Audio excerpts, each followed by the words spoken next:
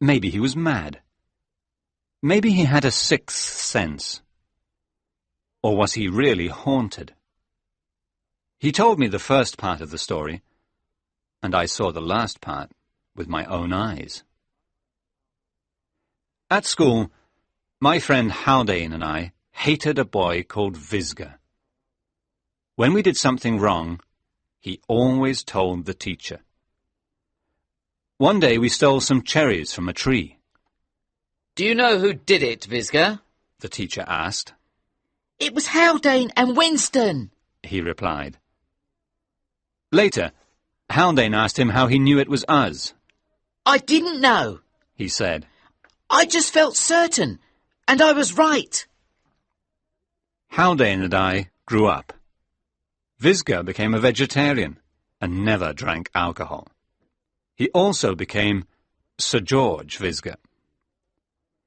When we all left Oxford University, I went away to India. After a year, I came back and wanted to see Haldane. He was always happy, kind, and honest.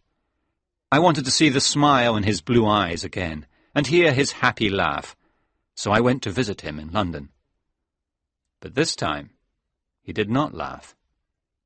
He was miserable. His face was pale, and he looked weak and ill. He was packing his things, and there were lots of big boxes full of furniture and books around the house. I'm moving, he said. I don't like this house. There's something strange about it. I'm going tomorrow. Let's go out and have some dinner, I said. I'm too busy. He looked nervously around the room. Look, I'm really happy to see you, but why don't you go to the restaurant and bring back some food? When I came back, we sat by the fire and ate the food. I tried to tell jokes, and he tried to laugh, but sometimes he looked into the shadows in the corners of the room. We finished our meal, and then I said, "Well?" What's the matter? You tell me, I answered. He was silent. Again he looked into the shadows. You're very nervous, I said. What is it? Drink? Gambling? Women? Tell me, or go and tell your doctor. You're ill, my friend. I won't be your friend if you talk like that. Well, I am your friend, and something is wrong. Come on, tell me. But he did not tell me anything. He asked me to stay for the night, but I had a room in a hotel, so I left him. When I returned the next morning, he was gone, and some men were putting his boxes into a van. Haldane did not leave his new address. I saw him again more than a year later. He came to see me early one morning before breakfast. He looked really bad. Worse than before. His face was thin and white, like a ghost, and his hands were shaking. I invited him to have breakfast with me, but I did not ask him any questions because I knew he wanted to tell me something. I made coffee, talked, and waited. I'm going to kill myself, he began. Don't worry. I won't do it here or now. I'll do it when it's necessary. When I can't continue to live anymore, and I want somebody to know why. Can I tell you? Yes, of course, I said, astonished. You must promise not to tell anybody while I'm alive, he said. I promise. He looked at the fire silently. It's difficult to begin, he said. You remember George Visger, don't you? Yes. I haven't seen him for a long time, but somebody told me he went to an island to teach vegetarianism to the cannibals, I laughed. Anyway, he's gone. Haldane did not laugh. Yes, he's gone. But not to an island. He's dead. Dead? How? You remember he always knew when people did bad things and told the teacher? Well, he told a girl some bad things about me. I loved her, but she left me. Then she died suddenly. Oh, it was terrible. When I went to the funeral, he was there. I came back home and sat thinking about it, and then he arrived. I hope you told him to go away, I said angrily. No, I listened to him. He came to say it was better that she was dead and we hadn't got married. I asked why, and he said because there was madness in my family. And is there? I don't know. But he said he knew and had told my girlfriend. I said I never knew anything about madness in the family. And he said, "So, you see, it's better you didn't get married, isn't it?" And then I put my hands around his neck. I don't know if I meant to kill him, but that's what happened. I was shocked. I said nothing. What can you say when your friend tells you he is a murderer? Haldane continued. I saw that he was dead, but I was very calm. I sat down and thought, there's no blood, no weapon. Everybody knows Visger is going to an island, and he told me he said goodbye to them. So there's no problem. I must get rid of his body, that's all. How? He smiled. No, I won't tell you. You promised not to tell anybody, but maybe you'll talk in your sleep or when you have a fever one day. I'll be safe if you don't know where the body is. Do you see? I was sorry for my friend, but I could not believe he was a murderer. I said, "Yes, I see. Look, let's go away together. Let's travel and see the world and forget about Visger." He looked very happy. You understand and you don't hate me. Why didn't I tell you before? It's too late now. Too late? No, it isn't. Come on, we'll pack our suitcases tonight. We'll go where nobody can find us. He said, When I tell you what has happened to me, you'll change your mind. "But I know what has happened to you," No. he said slowly. I've told you what happened to him, not what happened to me. That's very different. Did I tell you what his last words were? Just before I put my hands around his neck, he said, "Careful, Haldane. You'll never get rid of my body." Well, I got rid of his body, and I forgot about his last words. But a year later, I was sitting here, and I suddenly remembered them. "I got rid of your body very easily, Visger," I said. And then I looked at the carpet in front of the fire and... Ah! Haldane screamed very loudly. I can't tell you. No, I can't.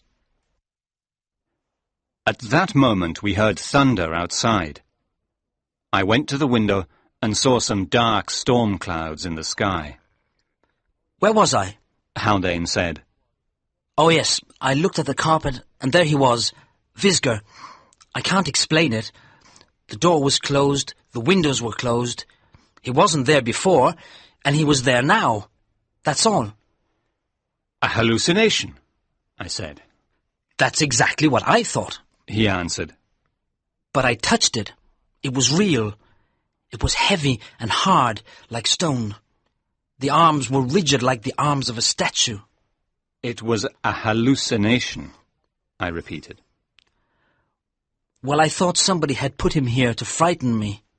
So I went to the place where I had hidden him, and he was there, just as he was a year before.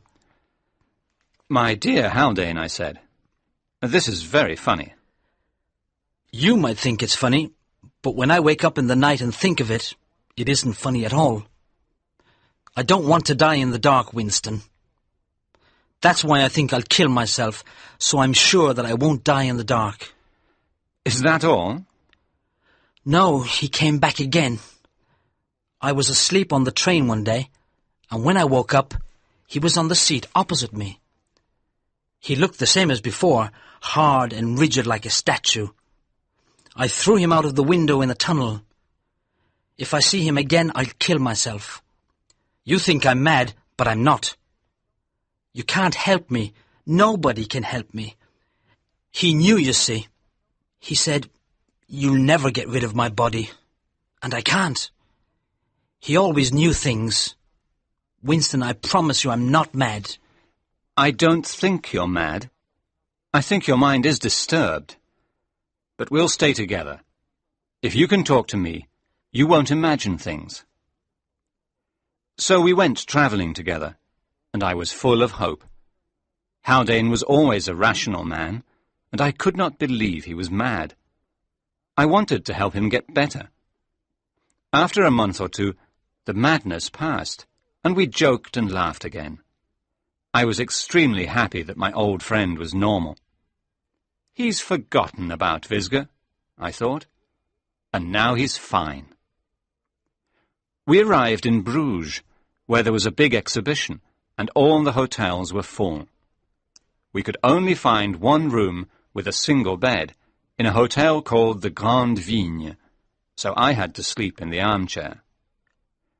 We had dinner and went to a pub, and it was late when we returned to our room.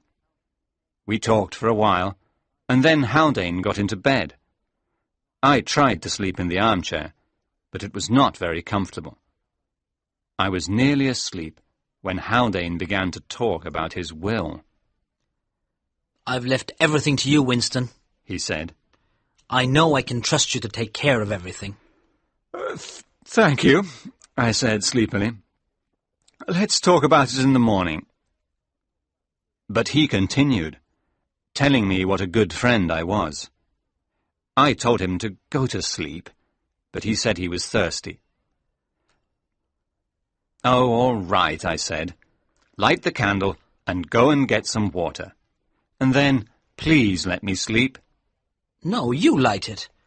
I don't want to get out of bed in the dark. I might step on something or walk into something that wasn't there when I got into bed. I lit the candle, and he sat up in bed and looked at me. His face was very pale, his hair untidy, and his eyes were shining. That's better, he said. Oh, look here. There are 2 big letters on the sheet in red cotton. G.V. George Visger. No, it's the symbol of the Hotel Grande Vigne, I said. Hurry up and get the water. Please come with me, Winston. I'll go down by myself. And I went to the door with the candle in my hand. He jumped off the bed in a second. No, I don't want to stay alone in the dark, he said, like a frightened child. I tried to make a joke of it, but I was very disappointed. It was clear to me that all my time spent trying to help him had been wasted, and that he was not better after all. We went down as quietly as we could, and got some water from the dining room. Haldane took the candle from me, and went very slowly back towards our room. He looked round very carefully. I knew what he was looking for, and I became angry and nervous.